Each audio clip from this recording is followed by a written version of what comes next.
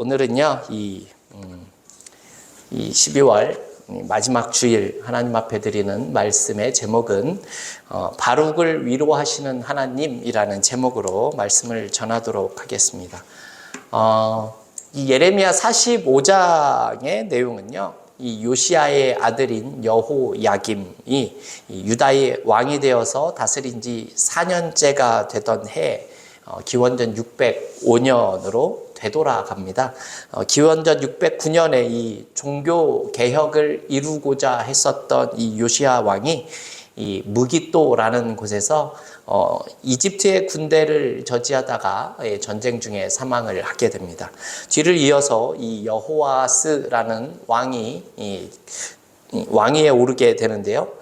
즉위한 지 3개월 만에 이집트에 의해서 폐위를 당하게 됐고요.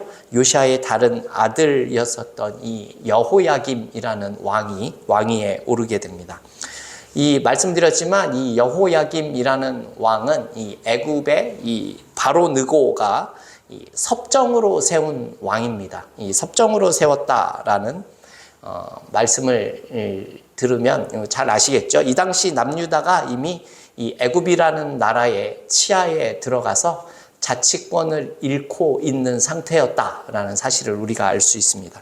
그래서 왕이 되어서 그가 시행하는 것이 무엇인가 하면 이 애굽, 즉 이집트의 조공을 많이 하기 위해서 백성들에게 무거운 세금을 부과하는 일로부터 시작을 했습니다. 또 솔로몬처럼 화려한 궁전을 짓기 위해서 이 백성들에게 강제 노역을 시키기도 했고요. 자신을 반대하는 사람들을 죽이기도 하는 그런 폭군과 같은 모습을 보였습니다. 이어서 또 우상 숭배를 부활시키고 하나님의 말씀을 선포하는 자들을 죽이려고 하는 모습도 보였습니다. 한편 예레미야는 어떠한 모습이었냐 하면요, 이 당시 하나님의 뜻을 전하고 있는 중이었지만 이 거짓 선지자들의 이 참소에 의해서 옥에 갇히는 그런 모습이 보여지고 있습니다. 성전 출입을 하지 못하는 이 예레미야 선지자를 대신해서 그래서 오늘 본문에 이 바룩이라는 사람이 하나님의 말씀을 기록을 하기도 하고 낭독을 하는 일을 하기도 했었습니다. 그런데 그 바룩이 기록한 그 내용이 사실은 유다 백성들에게는 큰 문제가 됩니다. 이 내용이 무엇인가 하면요, 이 유다가 이제는 바벨론의 포로가 될 것이다 라고 이야기를 합니다. 그리고 그들을 섬길 것이다 라고 말하고 있기 때문에 그렇죠. 사실 이것이 하나님의 뜻이었는데 이 유다 백성들은 그것을 받아들이지 못하고 심각하게 반발을 하게 됩니다. 바룩이 이 유다 백성들의 이런 위협적인 반응을 겪어야 했었고 또 여호야김이라는 왕의 반응에 더욱 두려웠을 겁니다. 오늘 본문의 내용이 이 여호야김의 폭정이 계속되는 그 시기에 희망을 잃고 탄식하고 있었던 그런 바룩에게 하나님이 주신 말씀입니다. 하나님은 이 예루살렘이 철저히 파괴되리라라는 메시지를 전하게 하셨습니다. 그런데 그 메시지를 보고 이 여호야김이라는 왕은 분노를 하게 되죠. 이에 예레미야와 이 바룩을 체포하라는 명령이 내려진 상황에서도 좌절하지 않고 이 바룩은 예레미야의 말을 따라서 두 번째 두루마리를 기록하는 그런 사람이었습니다. 이 예레미야 옆에서 바룩은 그의 말씀을 적었었던 서기관과 같은 신실한 사람이었습니다. 예레미야 선지자가 말한 그 예언의 말씀을 이 바룩이 이와 같이 기록을 했기 때문에 여러분 우리가 지금 이 예레미야서를 읽을 수 있다라는 것이죠. 감옥에 갇혀 있었던 예레미야를 또 대신해서 하나님의 말씀을 읽어준 적이 있었는데요. 그 두루마리가 여호야김의 손에 들어가서 불태워진 적도 있습니다. 그래서 그것을 다시 기록하기도 했습니다. 우리가 잘 아는 이 사도행전의 이 저자가 누가이죠. 이 누가가 사도 바울을 쫓아다니면서 그 사역의 현장에서 보고 들은 것을 꼼꼼히 적었었던 것처럼 바룩도 예레미야를 따라다니며 이와 같이 하나님의 말씀을 하여 우리에게 전해주었다라는 말씀입니다. 이 바룩이 어떤 사람인가 하면요, 그의 가문이 되게 유력한 가문입니다. 그의 조부인 이 마세야라는 사람은요, 요시야 왕 당시에 이 예루살렘 성읍을 관장하고 있었던 왕의 고관이었습니다. 그리고 이 바룩의 동생은 스라야라고 하는데요, 이 병참감이었습니다. 이 군대의 보급품 같은 것을 담당하는. 어쩌면 바룩 역시도 자신의 가문이 그랬었던 것처럼 높은 관직에 충분히 있을 수 있는 사람이었고, 그런 개인적인 욕구를 가지고 있었을 수도 있습니다. 지금 사람들에게는 조롱과 멸시를 받고 있지만 그가 돕고 따르는 예레미야 선지자처럼 하나님의 말씀을 위해서 사용되는 이 하나님의 위대한 선지자와 같은 모습으로 살아가기를 또한 원했을 수도 있습니다. 어찌되었든 간에 그 개인적인 모습들은 그렇게 현실적으로 실현은 되지 않았습니다. 하지만 이 바룩은 우리가 잘 알고 있듯이 오히려 이름도 없이 빛도 없이 예레미야에 의해서 선포된 그 말씀을 기록하는 일을 묵묵하게 감당하는 모습을 보여주었다라는 겁니다. 이 바룩이라는 사람이 언제나 이 예레미야 선지자의 뒤에서 이 선지자라는 주연의 돕는 그런 조연과 같은 역할을 잘 했었습니다. 그런데 이 바룩이라는 사람의 삶이 어떠한지를 우리가 오늘 본문 3절을 통해서 잘 알 수 있는데요. 우리 오늘 3절 말씀 같이 한번 읽어볼까요? 내가 일찍이 말하기를 화로다, 여호와께서 나의 고통에 슬픔을 더하셨으니 나는 나의 탄식으로 피곤하여 평안을 찾지 못하도다. 아멘. 경건하고 이 신실한 모습을 보이면서 살았었던 이 바룩이 예레미야의 소중한 동역자이면서 친구의 역할도 아마 감당을 했었을 것 같습니다. 그의 이름만큼이나 그 집안 배경도 좋았고요. 아버지도 동생도 고위 관료였습니다. 그런 그의 신분이 아마도 이 예레미야를 도와주는 것에서도 많은 이 도움이 됐었을 것 같습니다. 그런 바룩인데 하나님께 뭐라고 호소했다라고 합니까? 화로다, 여호와께서 나의 고통에 슬픔을 더하셨으니 나는 나의 탄식으로 피곤하여 평안을 찾지 못하도다, 이렇게 이야기를 합니다. 겉보기에는 누구보다 행복하고 걱정 근심이 없을 것 같은 사람의 모습인 것 같은데 그의 속은 알고 보니 그렇지가 않다, 이렇게 말을 하고 있습니다. 바룩은 자기 나름대로의 탄식과 고통이 슬픔이 있었다라고 합니다. 여러분, 우리는 솔직히 이런 생각들을 가지지 않습니까? 많이 배우고 지위가 높고 자식들도 다 잘 되고 원하는 일들이 잘 이루어지는 그런 사람들을 보게 되면 이 세상에서 살아가면서 큰 고통 없이 살아가는 것처럼 생각이 드는 경우가 많습니다. 그런데 이 세상에서 아무런 고통 없이 살아가는 사람이 아무도 없는 것 같습니다. 오히려 겉보기에 행복해 보이는 사람일수록 남들이 알지 못하는, 보이지 않는 부분에 고민과 아픔이 더할 수도 있을 것 같습니다. 그런데 모두 다가, 우리가 사는 사람들 모두 다가 이러한 고통과 고민이, 아픔이 있지만 사실 그 내용이 더 중요하지 않나 생각을 해봅니다. 그가 겪는 고통과 아픔이 무엇이겠습니까?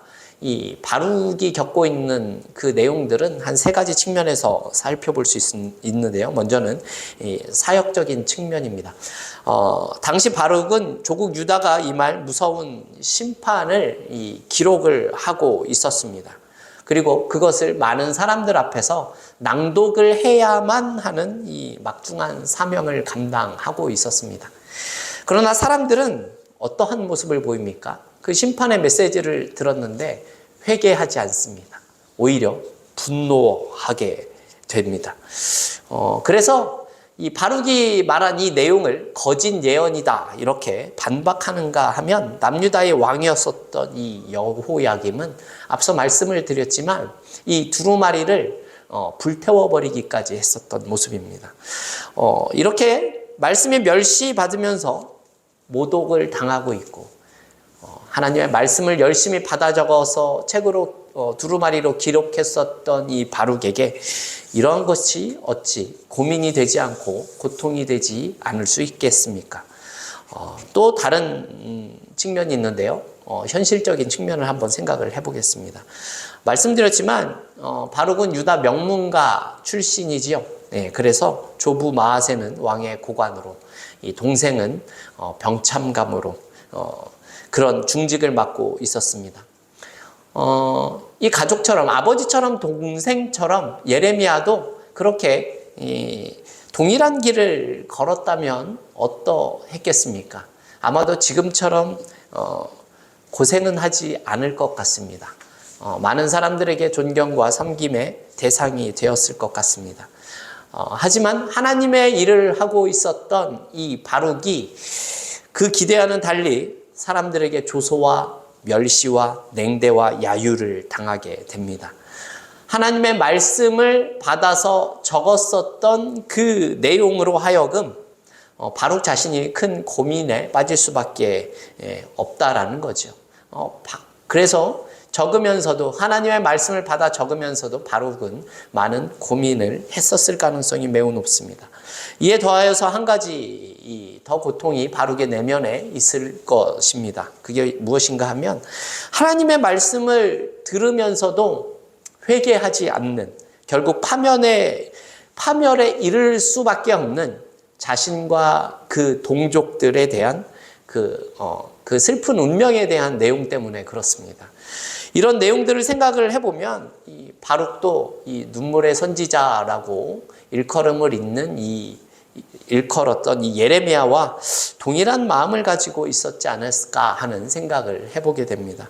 즉 바룩은요, 유다인들이 죄악을 범해서 하나님의 심판이 가까워 오는 그 시간에도 회개할 줄 모르고 파멸을 향해서 달려가고 있는 모습에 아파했다라는 겁니다. 아마도 자신의 형편에 대한 그런 고민과 고뇌보다도 더 크고 깊은 것이 이러한 내용이지 않겠습니까? 주의 일을 하는 것으로 기쁘고 즐거워야만 했으면 참 좋겠는데 지금 그렇지 않고 고통이 있다라는 겁니다. 그래서 이런 표현을 사용하죠. 나는 나의 탄식으로 피곤하여 평안을 찾지 못하도다, 이렇게 이야기를 합니다. 바룩이 이런 호소에 대해서 하나님이 뭐라고 이야기를 하십니까? 두 가지를 4절과 5절을 통해서 말씀하시는데요. 우선 4절에 나온 말씀을 제가 읽어보도록 하겠습니다. 또 내게 이르시기를 너는 그에게 이르라. 여호와께서 이같이 말씀하시기를 보라. 나는 내가 세운 것을 헐기도 하며 내가 심은 것을 뽑기도 하나니 온 땅에 이러하겠거늘, 이렇게 말씀합니다. 이것이 무슨 뜻이겠습니까? 여러분, 하나님께서는 이 세상 모든 만사를 자신의 계획과 섭리대로 주관하고 계시다, 이런 말씀이 됩니다. 하나님께서는 우리를 구원함을 통하여서 평안을 주시기도 하시고요, 심판으로 고통과 아픔을 주시기도 한다라는 말입니다. 하나님이 언제 세우시고 언제 허시는지, 또 하나님이 언제 심으시고 뽑으실지는 그것은 하나님의 몫이다라는 것이죠. 우리는 다만 세우면 세워지는 대로, 또 심기면 심기는 대로, 뽑으면 뽑히는 대로 순종하는 것이 옳다라는 사실을 우리 머리로는 잘 알고 있습니다. 그런데 이것을 인정하는 것이 사실은 매우 쉽지 않은 일입니다. 이렇게 행하시는 일들이 실제로 우리의 삶에 불편함을 주기도 하고 어려움을 주기 때문에 그렇죠. 왜 하나님이 세우시는지, 왜 허무시는지를 우리에게 자세히 말씀해 주시면 그것을 이해하려고 노력하고 그 뜻대로 행하려고 할 겁니다. 그런데 하나님은 그렇게 친절하게 우리에게 모든 것을 다 설명해 주시지는 않으신다라는 겁니다. 여러분, 이것이 우리에게 있어서 이 하나님의 말씀을 받는 것에 대한 어려움이지요. 하지만 이것이 우리가 가야 할 길이기도 합니다. 그래서 우리에게는 믿음이 필요한 것이지요. 여러분, 혹시 바둑을 둘 줄 아십니까? 저는 바둑을 아주 처음에 배우는 것만 배워서 시작만 할 줄 알지 이제 어떻게 진행되고 하는지 잘 모릅니다. 프로 기사들이 이 바둑을 하는 것을 보게 되면 저 같은 아마추어는 그것을 이해하는 것이 쉽지가 않습니다. 한 수 한 수 본인들은 깊은 생각을 가지고 두는데 저는 왜 그곳에다 두는지 전혀 알 수가 없습니다. 그런데 그렇게 한 수 한 수를 제가 알지 못하는 수를 두다 보면 결국 승리해 있는 모습을 결과적으로 볼 수 있다는 거죠. 여러분, 요셉의 인생이 그러합니다. 형들과 요셉 자신도 왜 하나님께서 요셉에게 그러한 꿈을 꾸게 하시는지 아는 사람이 없습니다. 야곱도 몰랐습니다. 그런데 그 꿈 때문에 요셉은 형들에게 죽임을 당할 뻔하다가 노예로 팔려가게 됩니다. 이해할 수 없는 모습이죠. 그런데 이 노예가 보디발이라는 장군의 집에 그 큰 살림을 도맡아 관리하고 운영하게 됩니다. 그런데 그 가운데 또 누명을 쓰고 감옥에 갇히게 되지요. 그리고 감옥에서 사람들을 또 관리하고 운영하는 일들을 맡고 있다가 결국은 바로를 만나고 총리가 되게 됩니다.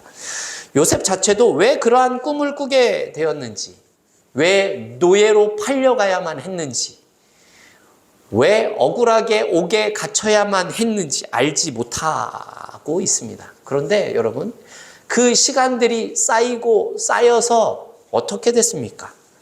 요셉은 결국 총리가 되고요. 그리고 하나님께서 원하시는 그 자신의 백성들이 자리 잡고 이스라엘 백성들이 성장하는 그 밑거름을 만드시는데 요셉을 사용하시게 됩니다. 요셉이 자신의 미래를 알고 있어서 그것을 다 이해했기 때문에 그 일을 감당할 수 있었던 것이 아니었다라는 겁니다. 하나님이 하시는 일들이 이와 같다라는 겁니다. 특별히 하나님을 잘 믿는 사람들에게는요, 더욱더 이러한 모습이 많은 것이 사실입니다. 이해할 수 없는 일들을 하나님께서 많이 행하시게 하신다라는 거죠. 지금은 잘 모르지만 결국 그 하나님의 뜻을 알게 하시는 하나님이십니다. 그렇죠? 그 시간까지 우리가 그 삶을 견뎌내는 것이 좀 어렵고 고통스러운 것이지요. 하나님은 우리가 잘 되는 모습이 보기 싫어서 심술을 부리고 우리를 어렵게 하는 게 아니다라는 겁니다. 우리가 보기에는 그 일들이 그렇게 하시지 않았으면 되는데 하나님께서는 헐기도 하시고 뽑기도 하시는 일들을 행하시는 것처럼 보여집니다. 이러한 하나님의 큰 뜻, 곧 자신의 백성만이 아니라 온 세상에 하나님은 자신의 그 주권과 행사를 하시는 자신의 뜻을 이루시는 그 깊으신 마음을 알고서 그것을 다 알고 사는 사람은 이 세상에 없다라는 것이죠. 그러나 이러한 하나님의 마음을 헤아리지 못하고 이 바룩이 자신의 욕망과 자신의 어려운 형편만을 돌아보면서 그것에 사로잡혀서 살아간다고 이렇게 해보십시오.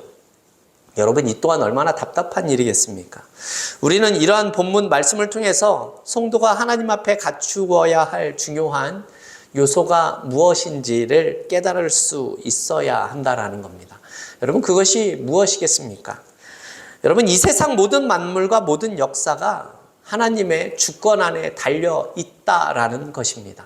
즉, 우리의 인생도 하나님 앞에 달려 있는 겁니다. 요셉의 그 억울한 13년을 우리가 13년을 노예로 팔려가고 감옥에 갇혀 있다면 우리는 우리의 삶을 어떻게 살아갈지 잘 모르겠지만 그 시간들을 요셉이 묵묵히 잘 감당해내자 하나님께서 그를 크게 사용하시는 것을 우리는 성경을 통해서 알게 된다라는 겁니다. 우리가 볼 수 없는 것을 볼 수 있으신 분이 하나님의 안목이시고요. 하나님의 자비하심과 섭리하심이 얼마나 크고 깊으시냐라는 사실을 우리가 믿고 깨달을 수 있어야 한다라는 겁니다. 그래서 지금 바룩에게도 이러한 내용들을 요구하시는 겁니다.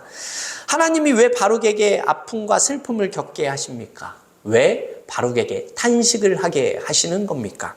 그 이유가 5절 상반절에 나와 있습니다. 제가 읽어보겠습니다. 내가 너를 위하여 대사를 경영하느냐? 그것을 경영하지 말라. 내가 모든 육체의 재앙을 내리리라. 이렇게 말을 합니다. 자신을 위해서 큰 일을 하지 말라.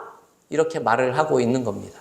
자신을 위해서 큰 일을 하지 말라. 다른 표현으로 하면요, 너 자신의 이익과 행복과 만족과 지위와 출세를 추구하면서 살지 말아라. 이렇게 말씀하고 있는 내용입니다. 말씀드렸지만 사실 바룩은 출세한 가문에 태어났고 충분히 그렇게 살아갈 수 있는 사람이었습니다. 하지만 세상적인 부귀 영화도 얻지 못했고 예레미야처럼 하나님의 선지자로 위대하게 사용되는 것처럼 보여지지도 않습니다. 오히려 그가 돕고 따르는 선지자 예레미야처럼 하나님의 부르심에 대해서 아마 특별한 사명감도 받지 못했었을 것 같습니다. 하지만 예레미야에게 핍박과 어려움이 닥치면 바룩도 똑같이 그러한 일들을 당할 수밖에 없는 위치에 있었죠. 고통은 동일하게 당하는 것입니다. 하지만 세상과 타협하지 않고 하나님의 뜻대로 살기 위해서 하나님의 일을 감당하며 나름대로 신실하게 살아가고 있는 그런 모습을 가졌었던 바룩입니다. 하지만 그의 삶에 비해서 정당한 대가는 주어지는 것처럼 보여지지 않죠. 오히려 아픔과 고통을 돌려주는 현실이 지금 나타나고 있다라는 겁니다. 그러니 고민이 되지 않겠습니까? 아마 예레미야에게조차도 이러한 내용을 다 말하지 못하는 그런 갈등을 가지고 있었을 수도 있습니다. 집안이 좋기 때문에 그가 마음만 먹으면 잘할 수 있는 일들이 있었기 때문에 출세의 길을 걸을 수 있는 그런 바룩이었기 때문에 지금 하나님께서 이렇게 말씀을 하시는 겁니다. 자신을 위해서 큰 일을 찾지 말라라고 말씀하는 겁니다. 하지만 바룩에게 에게만 이러한 모습을 요구한 것이 아니지요. 여러분, 예수님께서도 제자들에게 말씀하시는 내용이 무엇이었습니까? 무엇을 먹을까? 무엇을 입을까? 무엇을 마실까? 염려하지 말라. 먼저 하나님 나라와 그의 의를 구하라라고 말씀하십니다. 하나님 나라를 위한 사역들이 자신을 위한 일로서 하지 말라 이렇게 말씀하시는 내용이죠. 그러면 우리는 오늘을 어떻게 살아가야 하는 것이겠습니까? 이 5절 하반절에서 그 얘기를 하고 있습니다. 그러나 너의 가는 모든 곳에서는 내가 너로 생명 얻기를 노량물 얻는 것 같게 하리라 여호와의 말이니라 하셨느니라 이렇게 말씀합니다. 일반적으로 이 나라들이 전쟁을 하게 되면 승리한 나라가 그 나라의 병사들이 적국의 물품들을 약탈하도록 허락을 하게 되죠.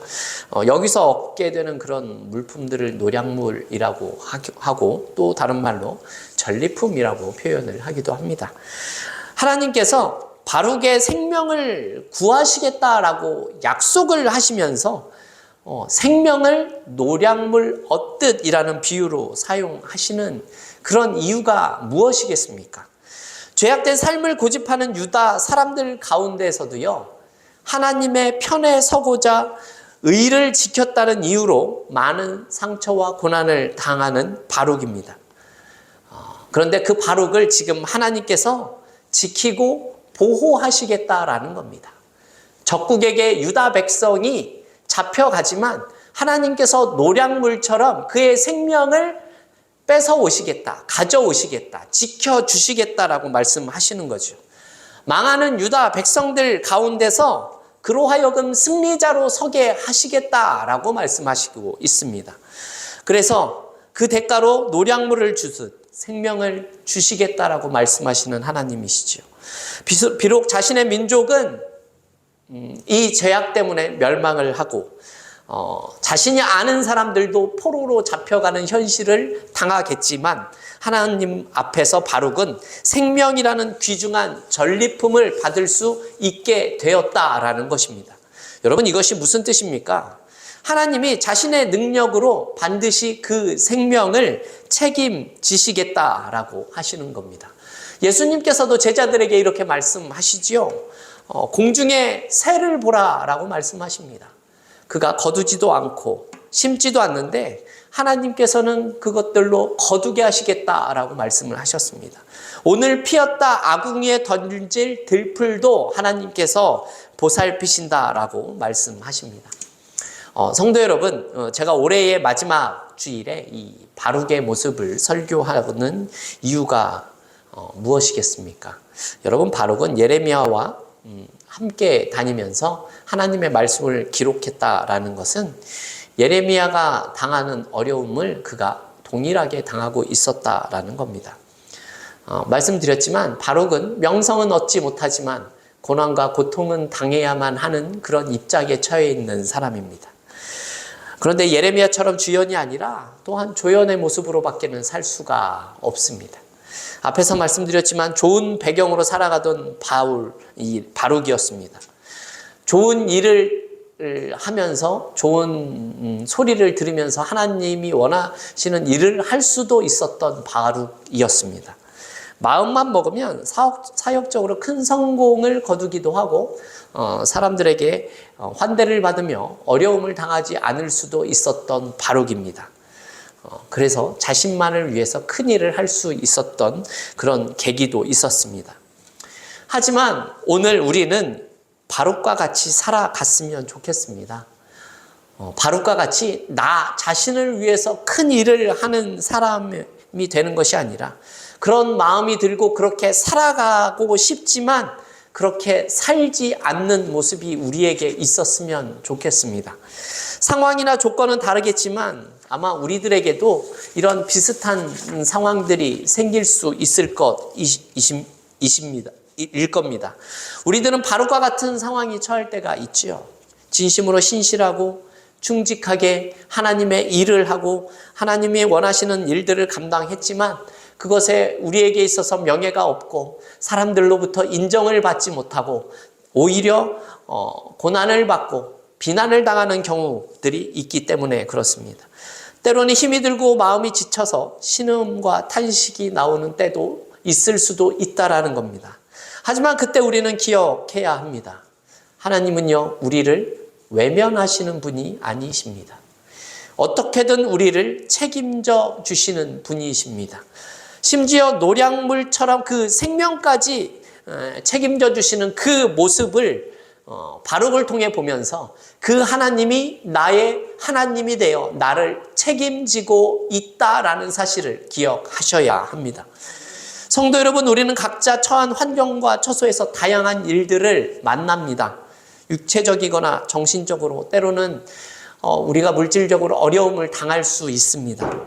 때로는 교회 공동체 안에서 무시를 당할 때도 있고 아픔이 있을 수도 있습니다. 하지만 그러한 때에 우리는 요셉을 기억했으면 좋겠습니다. 그리고 오늘 본문의 바룩을 기억했으면 좋겠습니다. 그는 오로지 자신이 해야 할 바를 잘 감당했었던 사람입니다. 성경을 대필하고 예레미야 곁에서 외로운 싸움을 싸우는 것이 이것이 결국 하나님의 뜻이며 자신이 감당해야 될 일이다라는 사실을 알고 그것을 순종하며 사는 귀한 삶을 살았다라는 겁니다. 성도 여러분, 하나님께서 바룩을 잊지 않고 계셨다라는 사실을 알고 계십니까? 하나님께서 바룩을 책임지고 계셨다라는 사실을 알고 계십니까? 그에게 참된 위로를 주시고 안식을 주셨다라는 사실을 알고 계십니까? 그 하나님이 여러분의 하나님이십니다. 더세움교회 성도 여러분, 우린 올해에 바룩처럼 아마도 나 자신을 위한 큰 일을 하면서 살았을지도 모르겠습니다. 그리고 세상의 주목을 받지도 못하고 어쩌면 사람들에게 인정을 받지 못하는 삶을 살았을 수도 있습니다. 그래서 2023년 이 마지막 주일에 우리의 삶의 모습을 결산해 보는 시간을 한번 가지면 어떻겠습니까? 나는 나를 위한 시간으로 살아가고 있었는지 아니면 때로는 나의 존재가 잊혀지는 것 같은 모습이지만 사람들의 인정을 받지 못하더라도 하나님이 원하시는 삶을 살고 있었는가를 생각해 볼 필요가 있다라는 겁니다. 오늘 우리는 전에는 그렇게 살지 못하더라도 바룩과 같은 자세와 마음을 가지고 살아갔으면 좋겠습니다. 주변의 형편이 아무리 열악하더라도 또 사람들이 자신을 기억하지 않든지 그곳에 마음을 두지 않았으면 좋겠습니다. 우리는 그저 하나님 보시기에 의로운 일을 하고 하나님께서 기억하실 만한 삶을 살았으면 하기 때문에 그렇습니다.